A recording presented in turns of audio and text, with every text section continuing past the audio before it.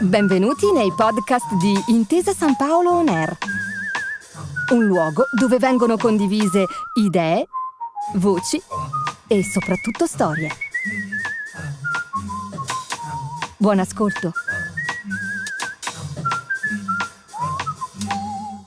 Buonasera, siamo alla terza e ultima serata del ciclo 30 anni dopo Primo Levi e le sue storie. 30 anni dopo, come si vede da questa sala, Primo Levi è più che mai presente fra di noi e forse è il caso di restituire un po' il senso di che cosa sia stato questo ciclo di 3 serate intitolate ciascuna a un tema, temi molto diversi.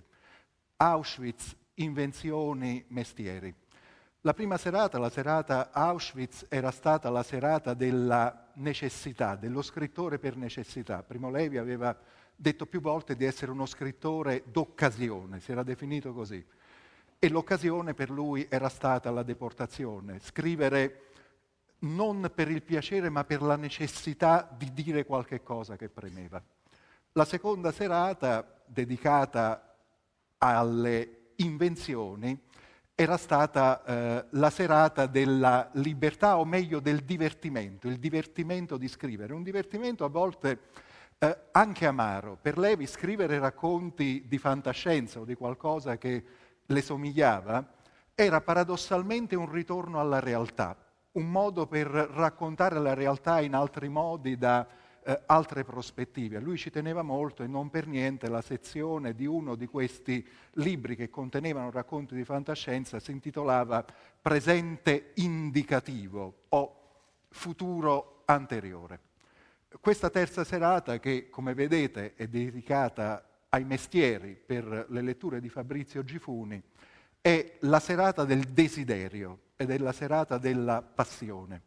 Del desiderio perché Levi fin dal principio, fin dall'inizio della sua carriera di scrittore, fin da quando scriveva Se questo è un uomo, ha avuto il desiderio di raccontare, che è molto più difficile che raccontare mondi inventati, il desiderio di raccontare la realtà, la sua attività di tutti i giorni, il suo lavoro per l'appunto, anzi i lavori al plurale. Ha cominciato a farlo, ci ha provato più volte, fino ad arrivare a scrivere quello straordinario libro che è Il sistema periodico, uscito nel 1975 e proclamato qualche anno fa il più bel libro di racconto della scienza mai scritto, di scienza e letteratura mai scritto, più bello perfino dell'Origine delle specie di Darwin. Da questo libro noi partiremo questa sera. Fabrizio Gifuni leggerà per primo il racconto che narra davvero la nascita della passione per la chimica in Primo Levi. Questo racconto si intitola Idrogeno. Levi e un suo amico hanno 16 anni e vedono, almeno Primo Levi vede questo, nella chimica una nuvola indefinita di potenze, grazie alla quale si può dragare il ventre del mistero, un'espressione straordinaria. Dopodiché avremo una lettura dove Levi fa il punto su che cosa il suo mestiere di chimico ha dato alla sua scrittura. L'articolo del 1980 si intitola Ex chimico e Levi ci racconta come è riuscito a compenetrare, a fondere insieme i suoi 2 mestieri. La terza lettura è molto diversa, è un racconto del sistema periodico ma non autobiografico. Si intitola Titanio ed è una piccola, molto bella favola che Levi scrisse già nel 1948 a ridosso di Se questo è un uomo. È un racconto di un operaio e di una bambina, vedrete e potrete godervelo. Poi si passa di nuovo agli adulti, a due adulti che parlano. È un libro straordinario del 1978, La chiave a stella.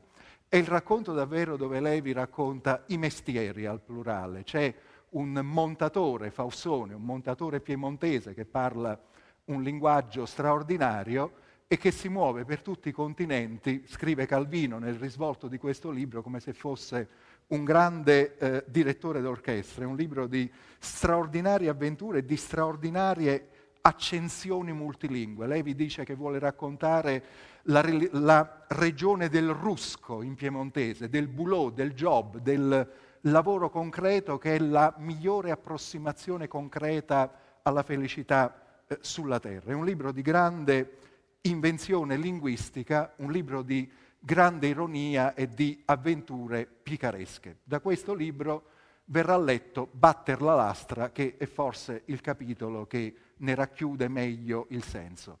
E si finirà con una poesia che ci accompagna lasciando in sospeso il lavoro, letteralmente in sospeso, come vedrete, perché si intitola Le pratiche inevase.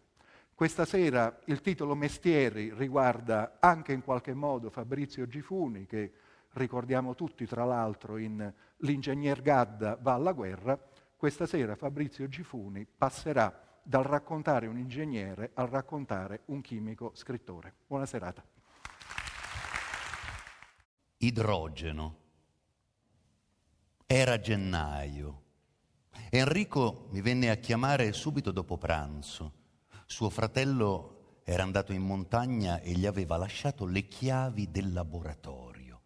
Mi vestii in un attimo e lo raggiunsi in strada. Durante il cammino appresi che suo fratello non gli aveva propriamente lasciato le chiavi. Era questa una formulazione compendiaria, un eufemismo di quelli che si dicono a chi è pronto a capire. Il fratello, contrariamente al solito, non aveva nascosto le chiavi e neppure se le era portate dietro. Inoltre aveva dimenticato di rinnovare ad Enrico la proibizione di impadronirsi delle chiavi medesime e le minacce nel caso che Enrico avesse contravvenuto. Infine ed insomma, le chiavi c'erano. Dopo mesi di attesa, Enrico ed io eravamo ben decisi a non perdere l'occasione. Avevamo 16 anni. Ed io ero affascinato da Enrico. Non era molto attivo e il suo rendimento scolastico era scarso, ma aveva virtù che lo distinguevano da tutti gli altri della classe e faceva cose che nessun altro faceva.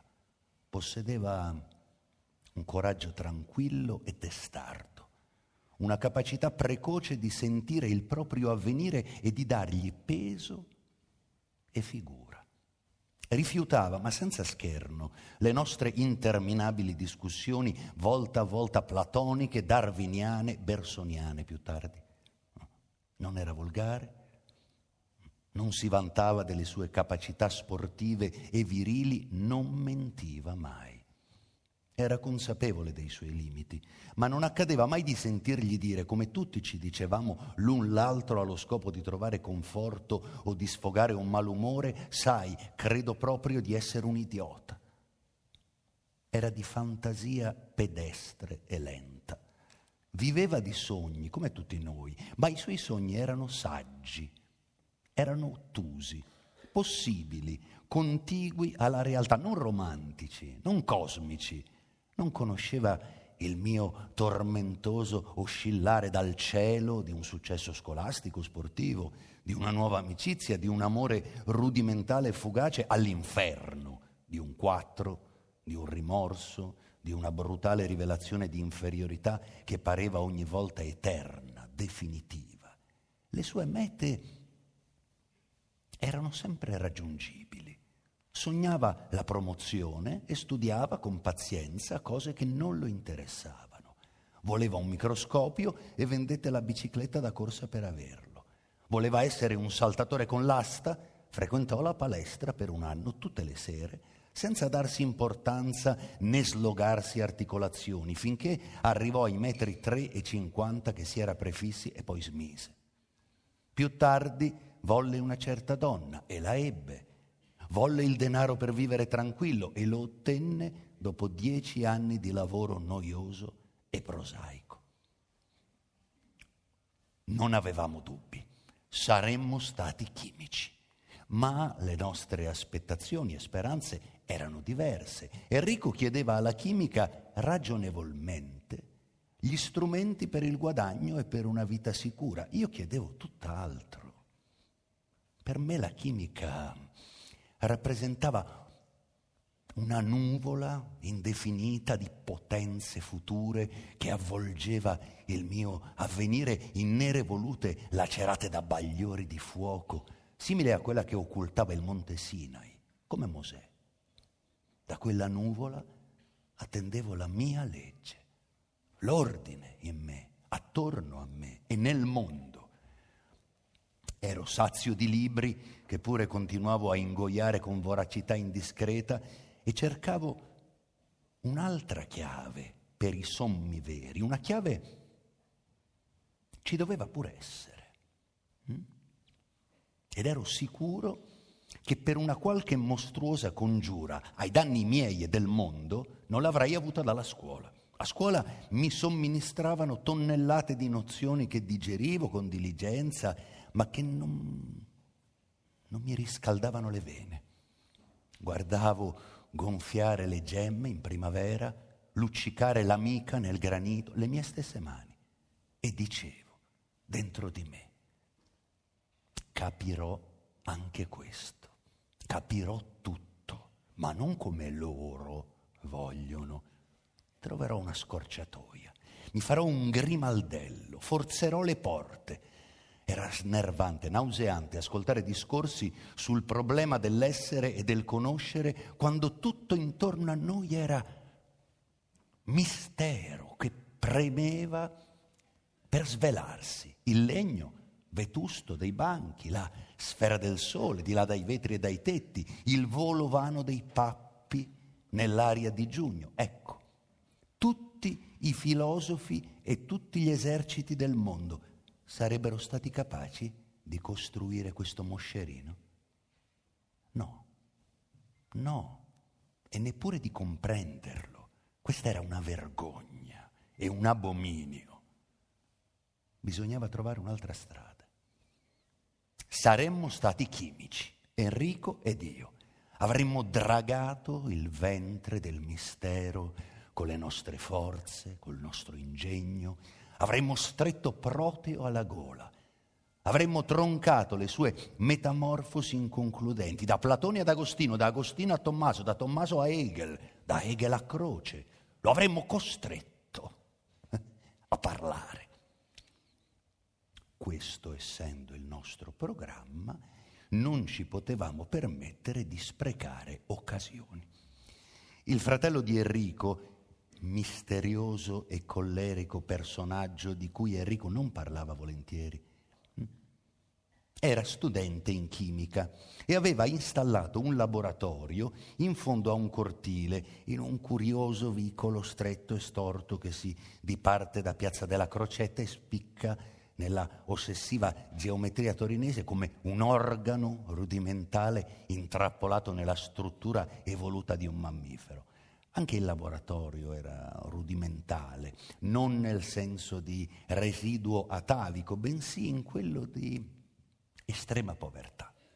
C'era un bancone piastrellato, poca vetreria, una ventina di bocce con reattivi, molta polvere, molte ragnatele, poca luce e un gran freddo. Lungo tutta la strada avevamo discusso su quello che avremmo fatto ora che saremmo entrati in laboratorio, ma avevamo le idee confuse. Ci sembrava un barat de richesse ed era invece un altro imbarazzo, più profondo ed essenziale, un imbarazzo legato ad un'antica atrofia nostra, delle nostre famiglie, della nostra casta. Cosa sapevamo fare con le nostre mani? Niente, o quasi. Le donne sì, le nostre madri e nonne avevano mani vive ed agili, sapevano cucinare, cucire, alcune anche suonare il piano, dipingere con gli acquerelli, ricamare, intrecciarsi i capelli, ma noi, i nostri padri, le nostre mani erano rozze e deboli ad un tempo, regredite, insensibili, la parte meno educata dei nostri corpi. Compiute le prime fondamentali esperienze del gioco, avevano imparato a scrivere, ma null'altro. Conoscevano la stretta convulsa intorno ai rami degli alberi su cui amavamo arrampicarci per voglia naturale d'insieme, Enrico ed io, per confuso omaggio e ritorno all'origine della specie, ma ignoravano il peso solenne e bilanciato del martello, la forza concentrata delle lame, troppo prudentemente proibite, la tessitura sapiente del legno, la cedevolezza simile e diversa del ferro, del piombo e del rame. Se l'uomo è artefice, non eravamo uomini. Lo sapevamo e ne soffrivamo. Il vetro del laboratorio ci incantava e ci intimidiva. Il vetro per noi era ciò che non si deve toccare perché si rompe, e invece ad un contatto più intimo si rivelava una materia diversa da tutte, di suo genere, piena di mistero e di capriccio. È simile in questo all'acqua, che pure non ha congeneri, ma l'acqua è legata all'uomo, anzi alla vita, da una consuetudine di sempre, da un rapporto di necessità molteplice, per cui la sua unicità si nasconde sotto la veste dell'abitudine. Il vetro invece è opera dell'uomo e ha una storia più recente. Fu la prima nostra vittima, o meglio il primo nostro avversario. Nel laboratorio della Crocetta c'era tubo di vetro da lavoro di vari diametri, in mozziconi lunghi e corti, tutti coperti di polvere. Accendemmo un becco Bunsen e ci mettemmo a lavorare. Piegare il tubo non era facile, o meglio era facile, bastava tenere fermo uno spezzone sulla fiamma. Sì, dopo un certo tempo la fiamma diventava gialla e simultaneamente il vetro si faceva debolmente luminoso. A questo punto sì, il tubo si poteva piegare, la curva che si otteneva era ben lontana dalla perfezione, ma in sostanza qualcosa avveniva. Si poteva creare una forma nuova, arbitraria, una potenza diventava atto, e non era questo che intendeva Aristotele. Ora anche un tubo di rame o di piombo si può piegare, ma ci accorgemmo presto che il tubo di vetro arroventato possedeva una virtù unica. Quando era diventato cedevole, si poteva, allontanando rapidamente i due tronconi freddi, tirarlo in filamenti molto sottili, anzi sottili oltre ogni limite, tali da essere trascinati verso l'alto dalla corrente d'aria che saliva dalla fiamma, sottili e flessibili come la seta. Ma allora dove era scomparsa la rigidità spietata del vetro massiccio? Allora anche la seta, anche il cotone, se si potessero ottenere in forma massiccia, sarebbero inflessibili come il vetro? Enrico mi raccontò che al paese di suo nonno i pescatori usano prendere i bachi da seta quando sono già grossi e desiderosi di imbozzolarsi. Si sforzano, ciechi e goffi, di inerpicarsi su per i rami, li prendono, li spezzano in due con le dita e tirando i tronconi ottengono un filo di seta grosso, rozzo, resistentissimo, che usano poi come lenza. Il fatto a cui non esitai a credere mi appariva a un tempo stesso abominevole e affascinante. Abominevole per il modo crudele di quella morte e per il futile uso di un portento naturale. Affascinante per lo spregiudicato e audace atto di ingegno che esso presupponeva da parte del suo mitico inventore. Il tubo di vetro si poteva anche soffiare. Questo però era molto meno facile. Si riusciva a chiudere l'estremità di un tubetto, soffiando poi con forza dall'altra estremità si formava una bolla, assai bella a vedersi, quasi perfettamente sferica, ma dalle pareti assurdamente sottili. Per poco che si eccedesse nel soffiare, le pareti assumevano l'iridescenza delle bolle di sapone, e questo era un segno sicuro di morte. La bolla scoppiava con un colpetto secco e i frammenti si disperdevano a terra con un tenue brusio di cocci d'uovo. In qualche modo era una giusta punizione. Il vetro è vetro e non avrebbe dovuto simulare il comportamento dell'acqua saponata. Forzando un po' i termini si poteva ravvisare nella vicenda un apologo esopiano. Dopo un'ora di lotta col vetro eravamo stanchi e umiliati. Avevamo entrambi gli occhi infiammati ed aridi per il troppo guardare il vetro rovente, i piedi gelati, le dita piene di scottature. D'altronde lavorare il vetro non è chimica.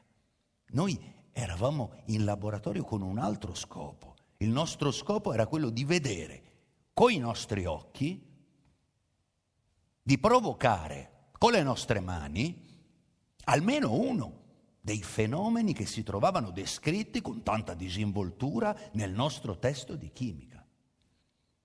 Si poteva, per esempio, preparare l'ossidulo d'azoto, che sul Sestini e Funaro era ancora descritto col termine poco proprio e poco serio di gas esilarante. Sarebbe proprio stato esilarante?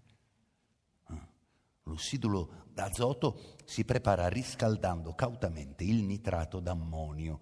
Quest'ultimo nel laboratorio non esisteva.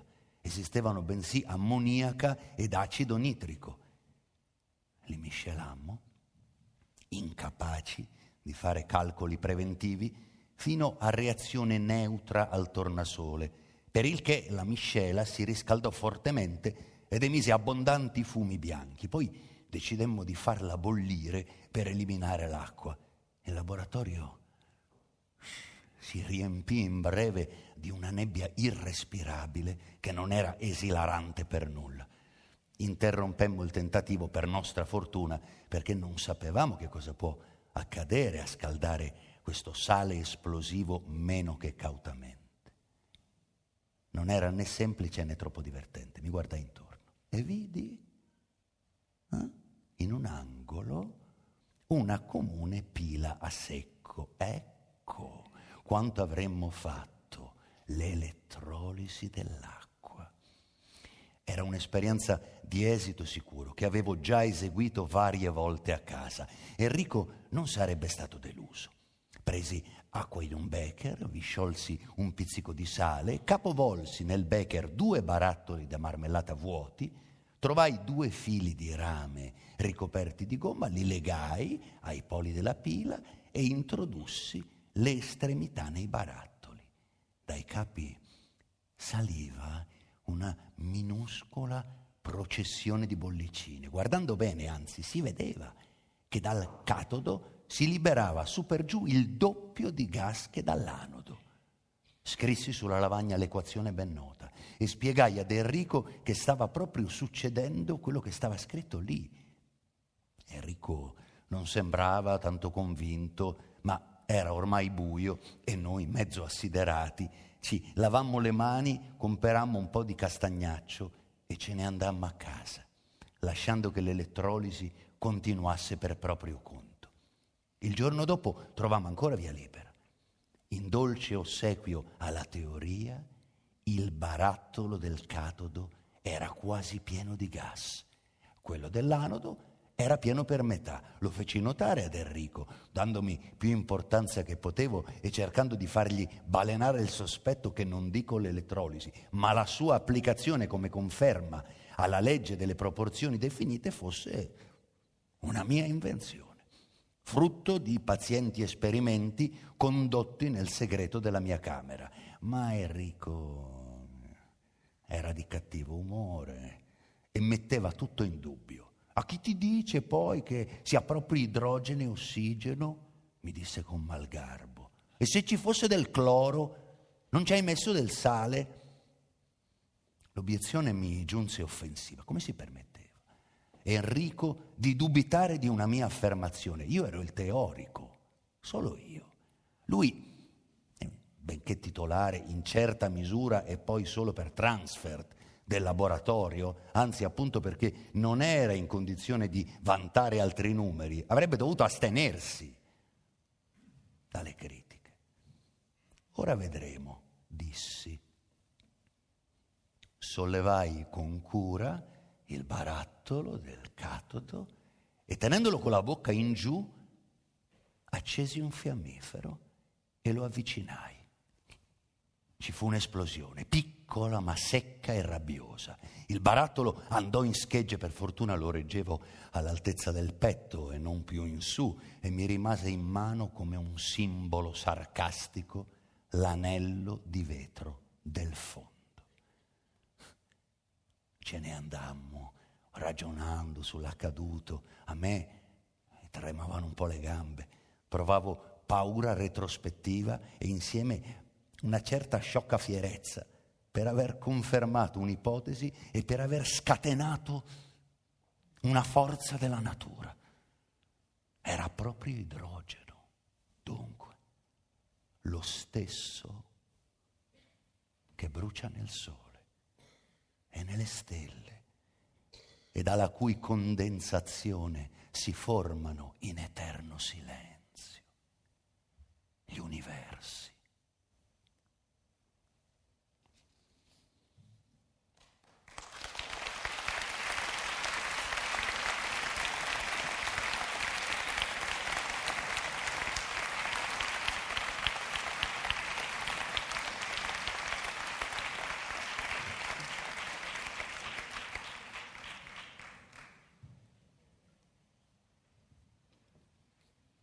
Ex chimico.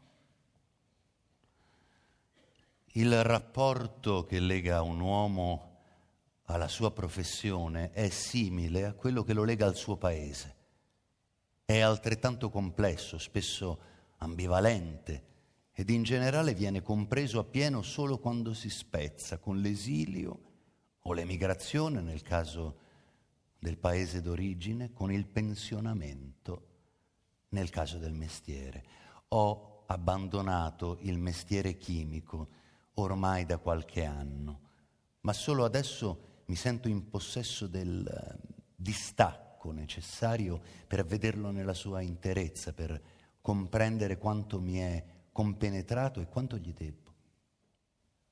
Non intendo alludere al fatto che durante la mia prigionia ad Auschwitz mi ha salvato la vita, né al ragionevole guadagno che ne ho ricavato per 30 anni, né alla pensione a cui mi ha dato diritto. Vorrei, invece, descrivere altri benefici che mi pare di averne tratto e che tutti si riferiscono al nuovo mestiere a cui sono passato, cioè al mestiere di scrivere.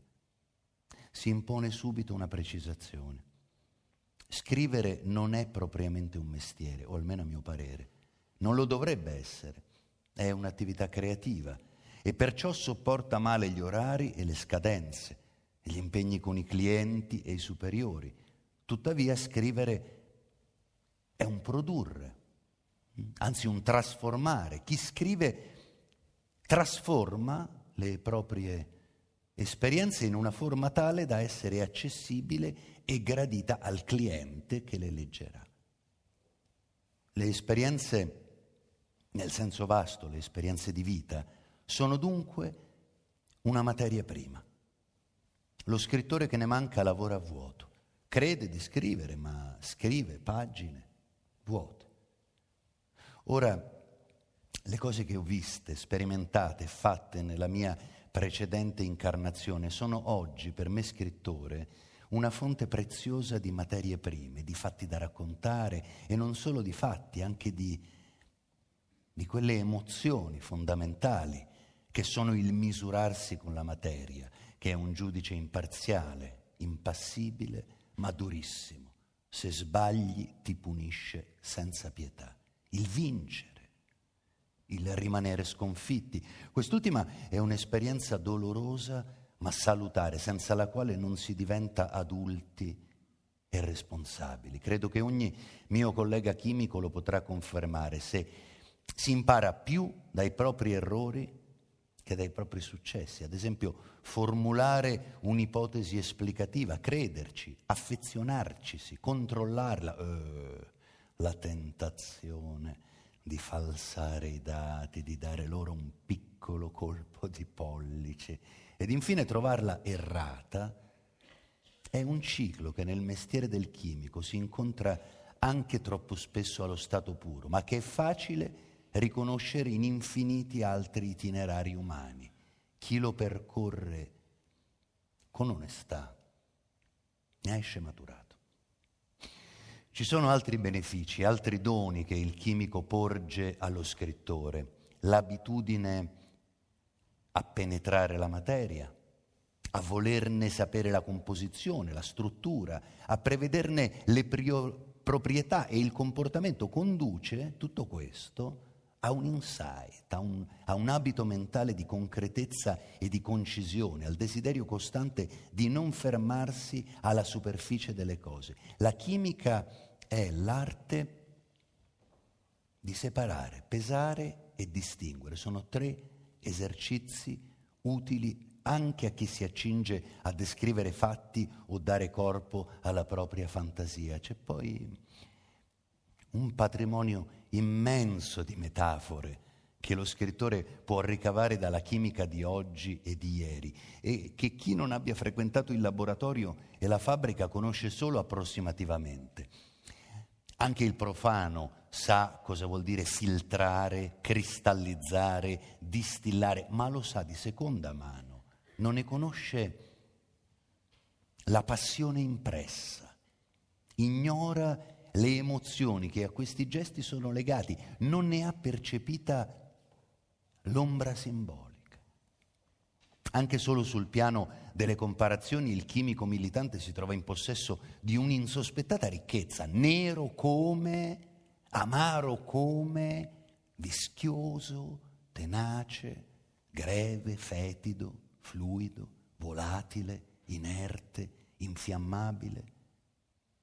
Sono tutte qualità che il chimico conosce bene e per ognuna di esse sa scegliere una sostanza che la possiede in misura preeminentemente ed esemplare. Io, ex chimico, ormai atrofico e sprovveduto, se dovessi rientrare in un laboratorio, provo quasi vergogna quando nel mio scrivere traggo profitto di questo repertorio. Mi pare di fruire di un vantaggio illecito nei confronti dei miei neocolleghi scrittori che non hanno alle spalle una militanza come la mia. Per tutti questi motivi, quando un lettore si stupisce del fatto che io, chimico, abbia scelto la via dello scrivere, mi sento autorizzata a rispondergli che scrivo proprio perché sono un chimico. Il mio vecchio mestiere si è largamente trasfuso nel nuovo.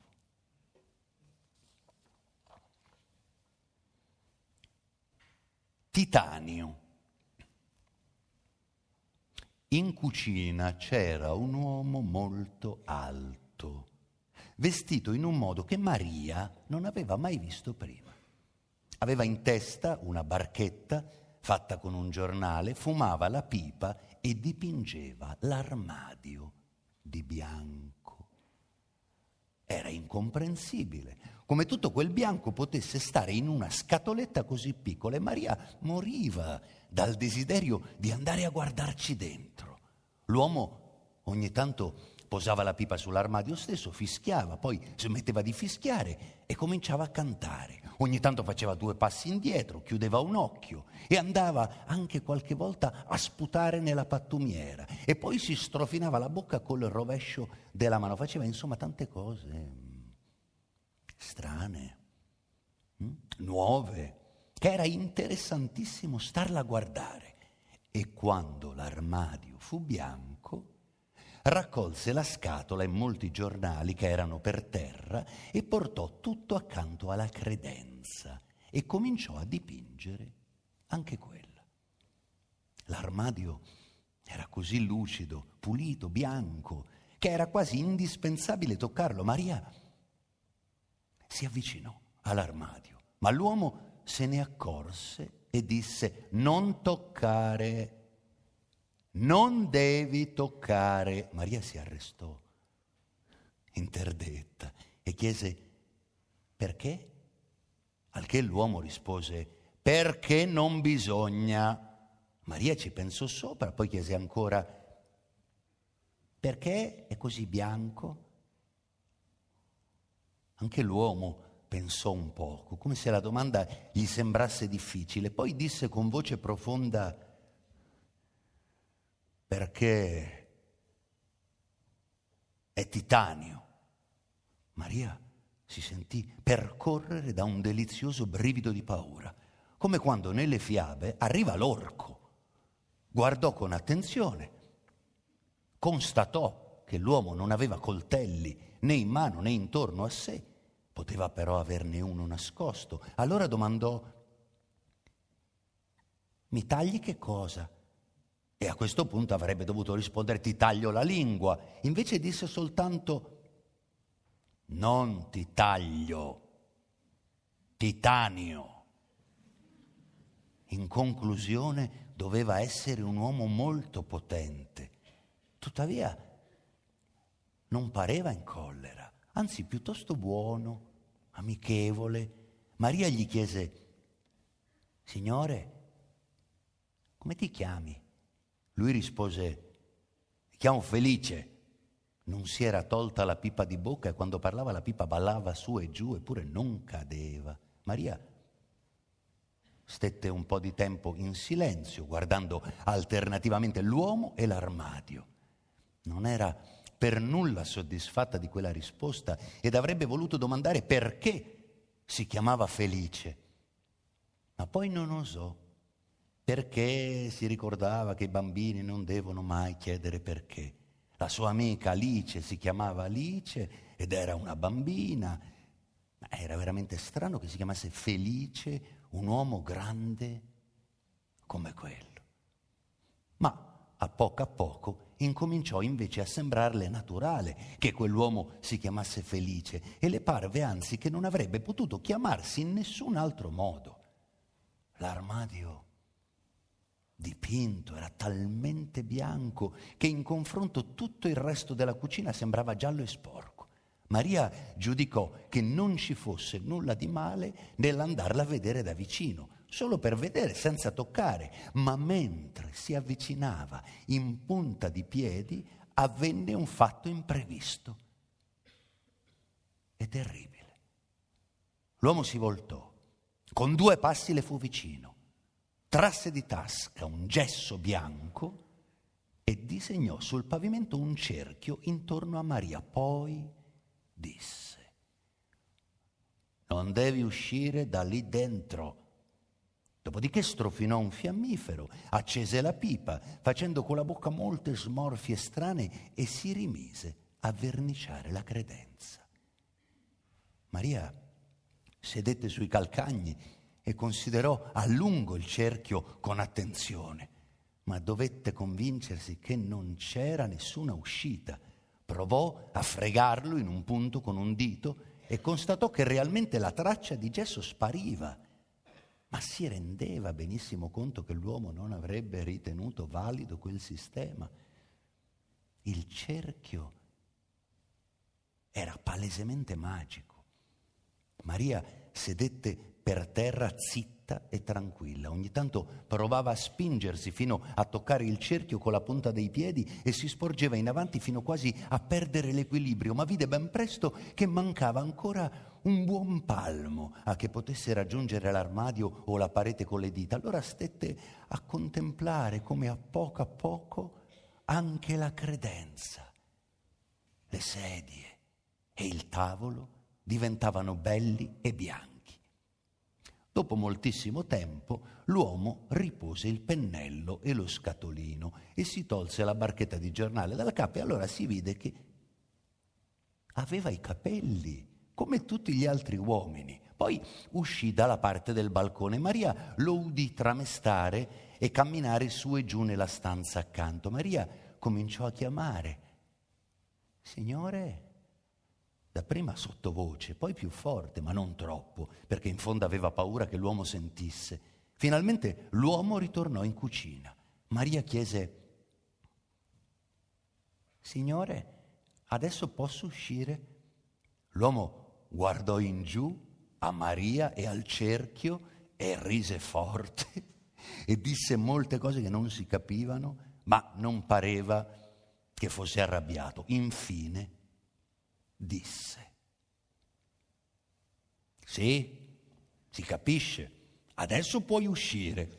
Maria lo guardava perplessa e non si muoveva. Allora l'uomo prese uno straccio e cancellò il cerchio ben bene per disfare l'incantesimo. Quando il cerchio fu sparito, Maria si alzò e se ne andò saltellando e si sentiva molto contenta e soddisfatta.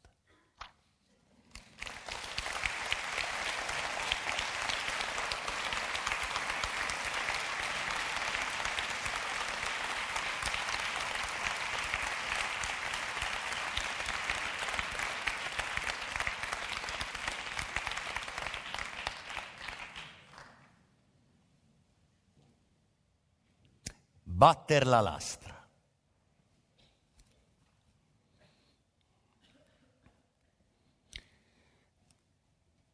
Non erano poi tanto lontano di qui quelle terre dove mio padre ha fatto la ritirata, ma era un'altra stagione. Lui me lo raccontava, gelava fino il vino nelle borracce e il corame delle giberne. Ci eravamo inoltrati nel bosco, un bosco autunnale splendido, di colori inattesi, l'oro verde dei larici, i cui aghi avevano appena incominciato a cadere, la porpora cupa dei faggi e altrove il bruno caldo degli aceri e delle querce.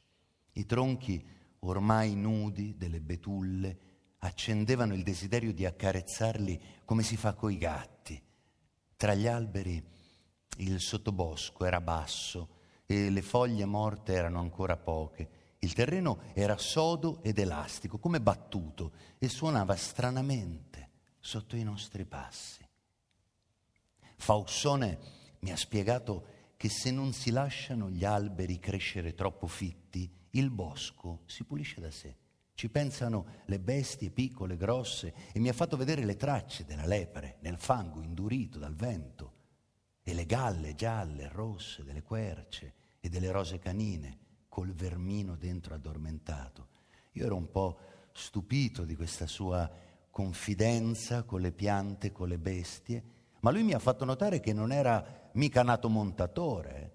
I suoi ricordi di infanzia più felici erano intessuti di marauda, cioè di minuti furti agricoli, escursioni in banda alla ricerca di nidi o di funghi, zoologia autogestita, teoria e pratica delle trappole, comunione con la modesta natura canavesana, sotto la specie di mirtilli, fragole, more, lamponi, asparagi selvatici, il tutto vivificato dal brivido a buon patto del divieto eluso. Sì, perché mio padre me la contava, ha continuato Fassone. Fin da bambino avrebbe voluto che finissi in fretta i lavori della scuola e scendessi in officina con lui, che facessi come lui, insomma. Che a 9 anni era già in Francia a imparare il mestiere, perché allora facevano tutti così, in bassa valle. Erano tutti magnini. E lui l'ha fatto, il mestiere, finché è morto. Lui lo diceva che aveva da morire col martello in mano, ed è morto così, povero uomo. Ma non è poi detto che sia quella la maniera più brutta di morire, perché ce n'è tanti che quando gli tocca smettere di lavorare gli viene l'ulcera, o si mettono a bere, o cominciano a parlare da per loro. Io credo che lui sarebbe stato uno di questi, ma appunto è morto prima. Ha mai fatto altro che battere la lastra? Fuori che quando l'hanno preso prigioniero e mandato in Germania, la lastra di rame. E col rame, perché allora l'acciaio inossidabile non era ancora di moda. Facevano tutto, vasi, pentole, tubi, anche i distillatori senza il bollo della finanza per fare la grappa di contrabbando. Al mio paese, perché anch'io sono nato lì in tempo di guerra, era tutto un gran battere. Più che tutto facevano paioli da cucina, grossi, piccoli, stagnati dentro, perché appunto magnino vuole dire stagnino. Uno che fa le pentole poi ci passa lo stagno. E c'è varie famiglie che si chiamano magnino, ancora adesso, magari non sanno neanche perché. Lei lo sa che il rame a batterlo si incrudisce? Lo sapevo. Sì. Così parlando è venuto fuori che anche io, pur non avendo mai battuto la lastra, avevo col rame una lunga dimestichezza trapunta di amore e di odio, di battaglie silenziose ed accanite, di entusiasmi e di stanchezze, di vittorie e di sconfitte, e fertile di sempre più affinata conoscenza, come avviene con le persone con cui si convive a lungo e di cui si prevedono le parole e le mosse. La conoscevo, sì, la cedevolezza femminea del rame, metallo degli specchi, metallo di Venere. Conoscevo il suo splendore caldo e il suo sapore malsano, il morbido verde celeste dei suoi ossidi e l'azzurro vitreo dei suoi sali. Conoscevo bene, con le mani, l'incrudimento del rame, e quando l'ho detta a Faussone ci siamo sentiti un po' parenti. Se maltrattato, cioè battuto, stirato, piegato, compresso, il rame fa come noi. I suoi cristalli si ingrossano e diventa duro, crudo, ostile. Faussone direbbe arverso. Gli ho detto che gli avrei forse saputo spiegare il meccanismo del fenomeno, ma lui no, mi ha risposto che non gli importava, e invece mi ha fatto notare che non va sempre così. Alla stessa maniera che noi non siamo tutti uguali e davanti alle difficoltà ci comportiamo diversamente, così c'è anche dei materiali che a batterli ci guadagnano, come il feltro e il cuoio, e come il ferro, che a martellarlo sputa fuori la scoria, si rinforza e diventa appunto ferro battuto. Io gli ho detto a conclusione che con le similitudini bisogna stare attenti, perché magari sono poetiche, ma dimostrano poco.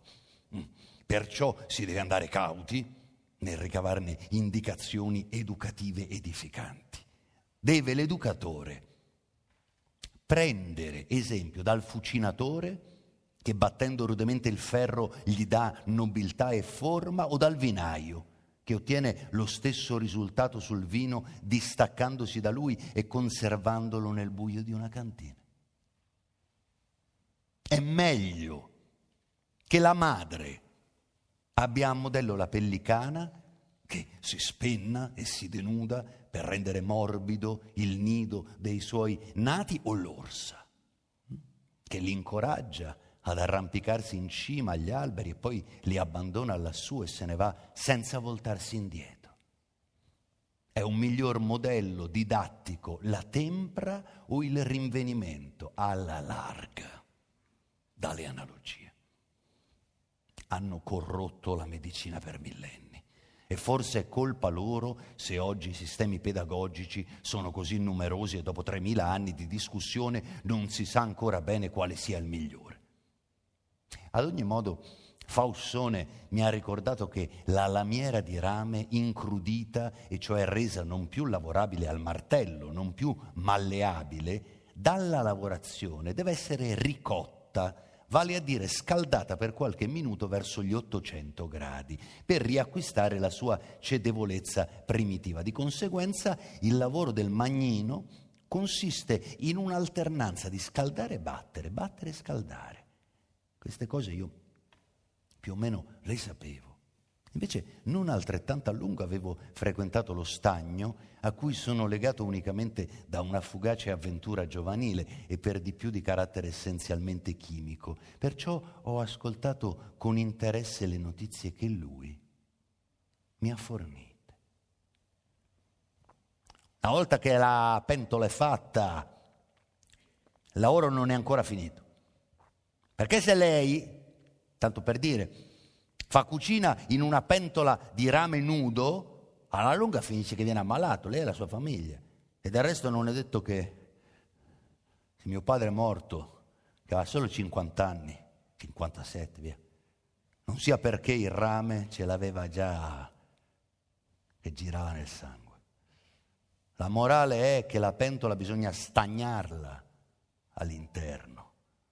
E qui non creda che sia poi così facile, anche se magari in teoria lei sa come si fa, ma la teoria è una cosa, la pratica è un'altra. Bene, a farla corta, ci va prima il vetriolo, o se si ha fretta l'acido nitrico, ma per poco tempo, se no addio pentola.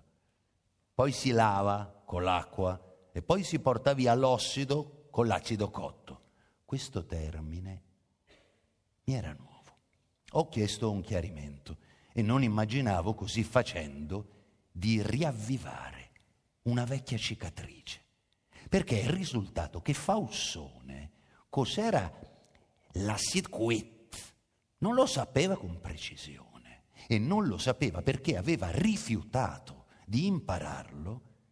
Insomma, col padre c'era stata un po' di ruggine, perché lui aveva ormai 18 anni e ne aveva abbastanza di stare al paese a fare le padelle. Voleva venire a Torino ed entrare alla Lancia, e difatti c'era entrato, sì, ma aveva durato poco. Bene, avevano fatto questione proprio per l'acido cotto. E il padre prima si era arrabbiato, poi era stato zitto perché aveva capito che c'era poco da fare.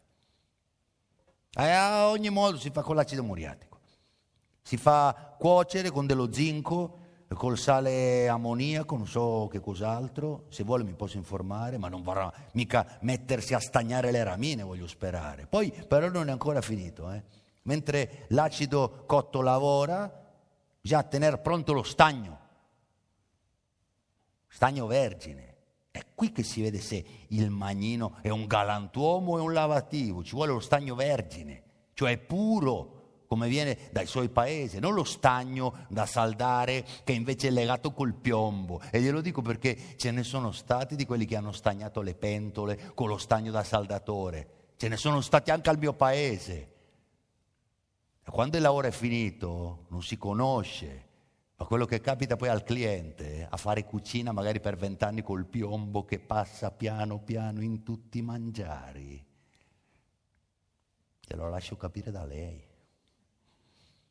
Le dice allora che bisogna tenere lo stagno pronto, che sia fuso ma non troppo caldo, se no gli viene sopra una crosta rossa e si spreca del materiale. Sa, per il momento adesso è facile, ma a quel tempo i termometri erano roba da gran signori, si giudicava dalla caloria così a stima, con lo sputo, scusi, ma così bisogna chiamarle col loro nome. Uno guardava se la saliva friggeva, piano o forte, o saltava addirittura indietro. A questo punto si prendono le cucce, che sono come delle filacce di canapa, non so neppure se hanno un nome in italiano, e si tira lo stagno sul rame come uno spalmerebbe il burro dentro una terrina, non so se ho reso l'idea. E appena finito si mette nell'acqua fredda, se no lo stagno invece che bello brillante resta come appannato, vede?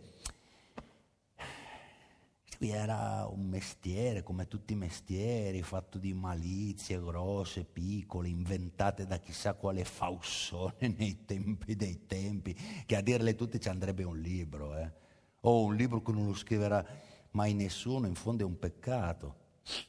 Anzi, adesso che sono passati gli anni mi rincresce di quella questione che ho fatto con mio padre, di avergli risposto, di averlo fatto stare zitto, perché lui capiva che quel mestiere, fatto sempre in quella maniera e vecchio come il mondo, finiva che moriva con lui. E come io gli ho risposto che dell'acido cotto non me ne faceva niente, lui è rimasto zitto, ma si è sentito morire un poco, già allora. Perché vede, cosa? Perché vede il suo lavoro gli piaceva. Gli piaceva. Adesso io lo capisco, perché adesso a me mi piace il mio. L'argomento era centrale e mi sono accorto che Faussone lo sapeva. Se si escludono istanti prodigiosi e singoli che il destino ci può donare, l'amare il proprio lavoro, che purtroppo è privilegio di pochi, costituisce la migliore approssimazione concreta alla felicità sulla terra. Ma questa è una verità che non molti conoscono. Questa sconfinata regione, la regione del rusco, del boulot, del job, insomma del lavoro quotidiano, è meno nota dell'Antartide. E per un triste e misterioso fenomeno avviene che ne parlano di più e con più clamore proprio coloro che meno l'hanno percorsa. Per esaltare il lavoro nelle cerimonie ufficiali viene mobilitata una retorica insidiosa, cinicamente fondata sulla considerazione che un elogio o una medaglia costano molto meno di un aumento di paga e rendono di più. Però esiste anche una retorica di segno opposto, non cinica, ma profondamente stupida, che tende a denigrarlo, a dipingerlo vile, come se del lavoro proprio o d'altrui si potesse fare a meno, non solo in utopia, ma oggi e qui. Come se chi sa lavorare fosse per definizione un servo, e come se per converso chi lavorare non sa, o sa male o non vuole, fosse perciò stesso un uomo libero. È malinconicamente vero che molti lavori non sono amabili, ma è nocivo scendere in campo carichi di odio preconcetti. Chi lo fa si condanna per la vita a odiare non solo il lavoro, ma se stesso e il mondo.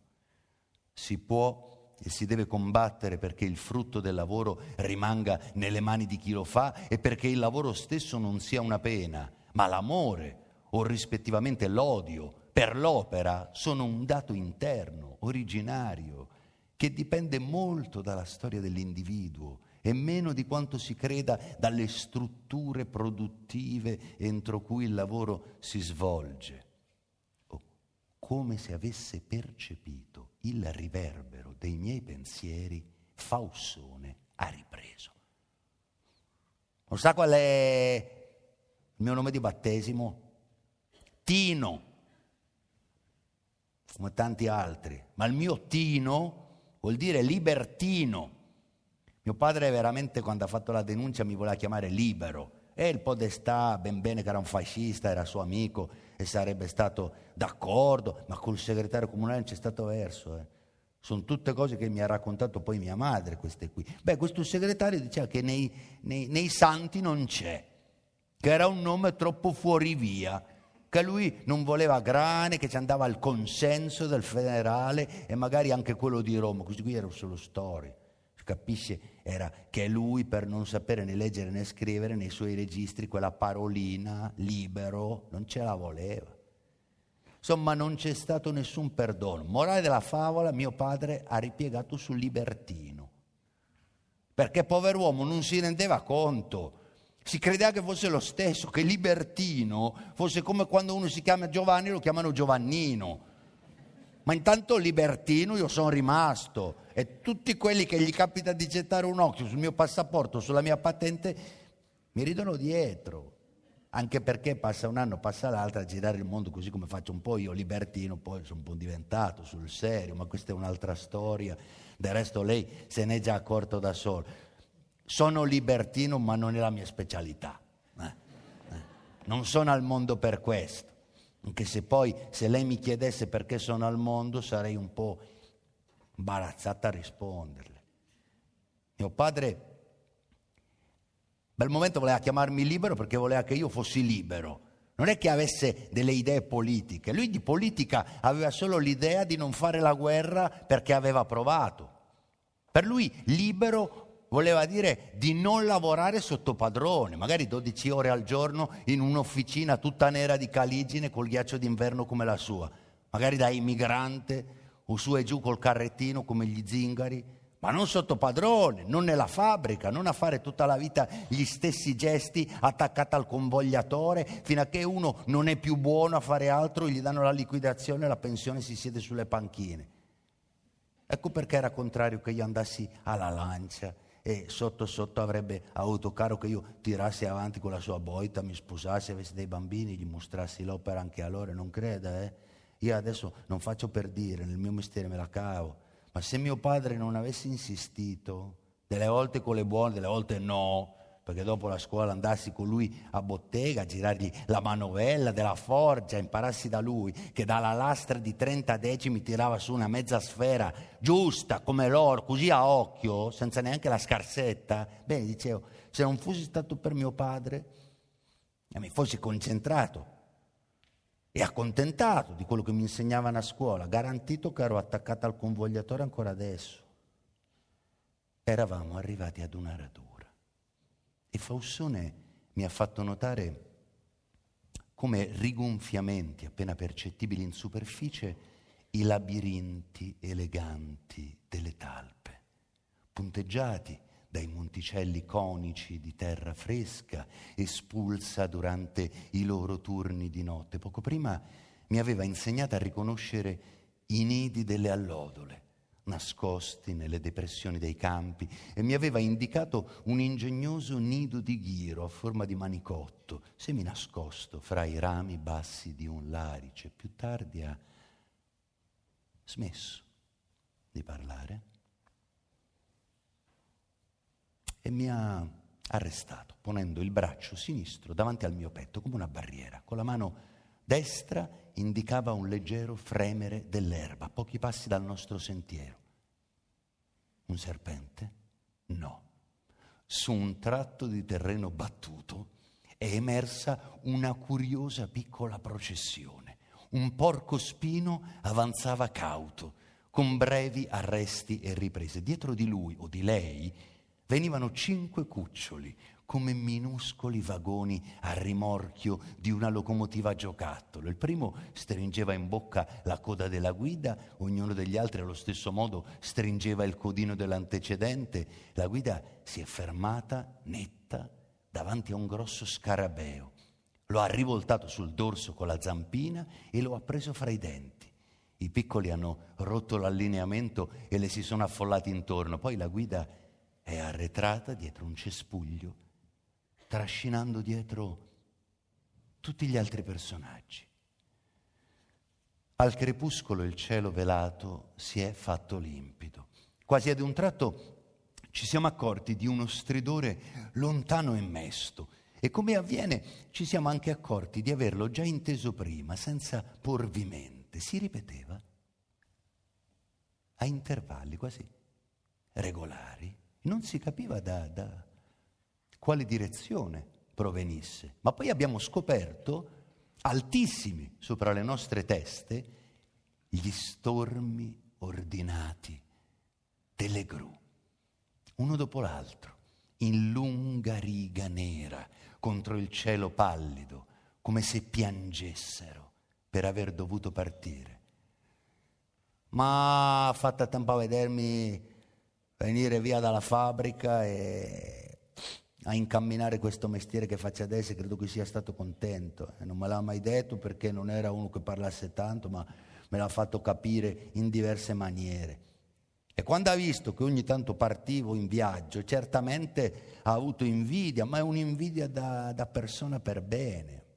Non come quando uno vorrebbe le fortune di un altro e siccome non le può avere allora gli manda degli accidenti. A lui, ma no, a lui un lavoro come il mio gli sarebbe piaciuto, anche se l'impresa ci guadagna sopra, perché almeno non ti porta via il risultato, quello resta lì, è tuo, non te lo può togliere nessuno. E lui queste cose le capiva, si vedeva dalla maniera come stava lì a guardare i suoi lambicchi dopo che li aveva finiti e lucidati. Quando venivano i clienti a portarseli via, lui gli faceva come una carezzina e si vedeva che gli dispiaceva, non erano troppo lontani.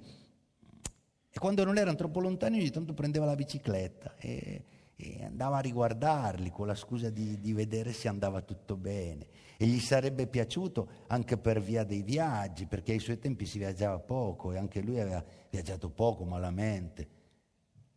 Di quell'anno che aveva passato in Savoia come apprendista, lui diceva che si ricordava solo dei geloni, delle sberle e delle brutte parole che gli dicevano in francese. Poi è venuta la Russia da militare, si immagini un po' che viaggiare è stato quello. Invece a lei le sembrerà strano, ma l'anno più bello della sua vita, me l'ha detto diverse volte, è stato proprio dopo Badoglio, quando i tedeschi li hanno beccati al deposito di Milano, li hanno disarmati, impacchettati nei vagoni bestiame e spediti a lavorare in Germania. Lei si stupisce, eh? Ma avere un mestiere serve sempre. I primi mesi ha fatto una gran cinghia e non fa bisogno che queste cose gliele racconti a lei. Poi la firma per andare con la Repubblica e tornare in Italia lui non l'ha voluta fare. Tutto l'inverno ha fatto picca e pala, ma non era un bel vivere, anche perché vestiti niente, aveva solo indosso la roba della naia. Lui si era messo in lista come meccanico, aveva già perduto tutte le speranze. Quando a marzo l'hanno chiamato fuori e messo a lavorare in un'officina di tubisteria e lì andava già un pochino meglio, ma poi è venuto fuori che cercavano dei macchinisti per le ferrovie, lui macchinista non è, insomma un'idea delle caldaie ce l'aveva, poi ha pensato che il basto del mulo si aggiusta andando per strada e benché non sapeva una parola tedesco si è fatta avanti, ecco, perché quando c'è la fame uno si fa furbo. Ha avuto la fortuna che l'hanno messa alle locomotive a carbone, quelle che a quel tempo tiravano i merci e gli accelerati. Lui si era fatto 2 morose, una per capolinea, non che lui fosse uno tanto ardito, ma diceva che era facile, tutti gli uomini tedeschi erano soldati, le donne ti correvano dietro. Può capire che questa storia lui non l'ha mai raccontata chiara, perché quando l'hanno preso prigioniero lui era già sposato e aveva anche un bambino piccolo che sarei poi io. Ma la domenica venivano i suoi amici da noi a bere un bicchiere, una frasetta di qua, risolino di là, un discorso interrotto a mezzo, ci voleva poco a capire, anche perché io vedevo gli amici che ridevano largo così, invece mia madre con una faccia tutta tirata, che guardava da un'altra parte, rideva verde. Io lo capisco, anche perché è stata l'unica volta in vita sua che ha preso un po' la larga. Del resto, se non si trovava le morose tedesche che facevano la borsa nera e gli portavano da mangiare, facile che sarebbe finito tisico anche lui, come tanti altri. Per mia madre e per me si sarebbe messa male. Quanto a portare la locomotiva, lui diceva che è più facile che andare in bici. Bastava solo fare attenzione ai segnali, se veniva un bombardamento frenare, piantare tutto lì, scappare nei prati. C'erano dei problemi solo quando calava la nebbia, oppure quando c'erano gli allarmi, i tedeschi la nebbia la facevano apposta. In buona sostanza, un bel momento quando arrivava al capolinea, invece che andare al dormitorio della ferrovia, lui si impieniva di carbone le tasche, la borsa e la camicia per regalarlo all'amorosa di turno, perché altro da regalare non ne aveva. E quella in cambio gli dava la cena e lui al mattino ripartiva. Dopo un po' di tempo che faceva questo commercio, è venuto a sapere che sulla stessa linea combinazione viaggiava anche un altro macchinista italiano, anche lui prigioniero militare, un meccanico di Chivasso. Però questo portava i merci che camminano di notte, si incontravano soltanto qualche volta ai capolinea, ma come erano quasi paesani hanno fatto amicizia lo stesso. E dato che quello di Chivasso non si era organizzato e faceva la fame, perché mangiava solo la roba che gli passava la ferrovia, mio padre gli ha ceduto una delle sue morose. Così a fondo perduto, per pura amicizia. E da allora si sono sempre voluti bene. Dopo che tutti e due sono tornati, il chivassese veniva a trovarci 2 o 3 volte l'anno e a Natale ci portava un tacchino. A poco tutti quanti abbiamo cominciato a considerarlo come il mio padrino, perché frattanto il mio padrino vero, quello che faceva le boccole per l'adiatto, era morto. Insomma, voleva sdebitarsi, tant'è vero che diversi anni dopo è stato lui che mi ha trovato il posto alla Lancia e ha convinto mio padre a lasciarmi andare. Più tardi mi ha presentato alla prima impresa dove ho lavorato da montatore, benché montatore non era ancora vivo, e anzi neanche tanto vecchio, uno in gamba. Dopo la guerra si è messo a levare tacchini e le galline faraone, si è fatti i soldi. Invece mio padre si è rimesso a lavorare come prima, a battere la lastra nella sua officina, un colpo di qui, un colpo di là, nel punto preciso perché la lastra venisse tutta dello stesso spessore e per spianare le pieghe, lui le chiamava le veie.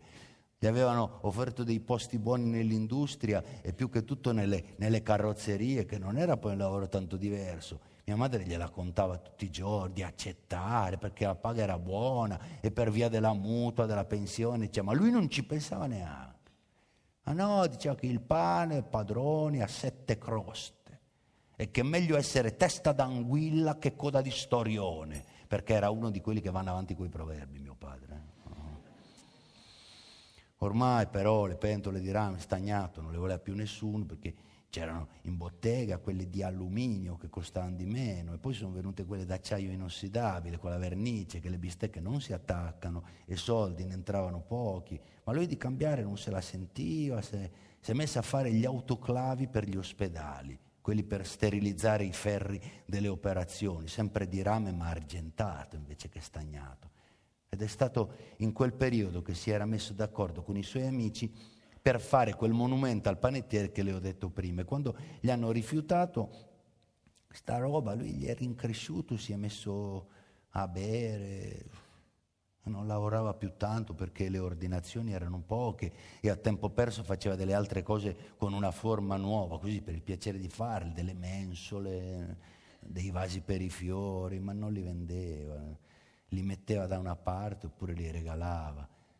Mia madre era molto brava, molto di chiesa, ma mio padre non la trattava tanto bene, non gli diceva niente, ma era rustica e si vedeva che non aveva tanta stima, non si rendeva conto che quell'uomo, finito il suo lavoro, per lui era finito tutto.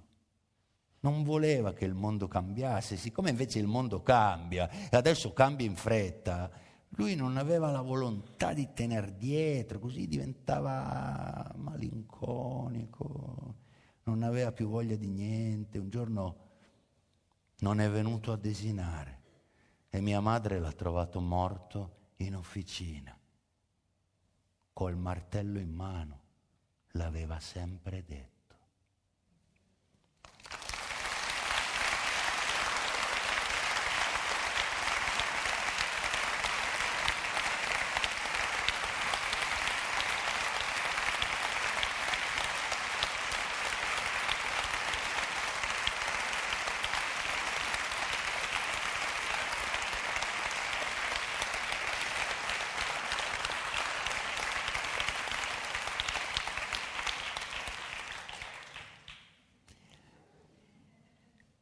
Le pratiche inevase.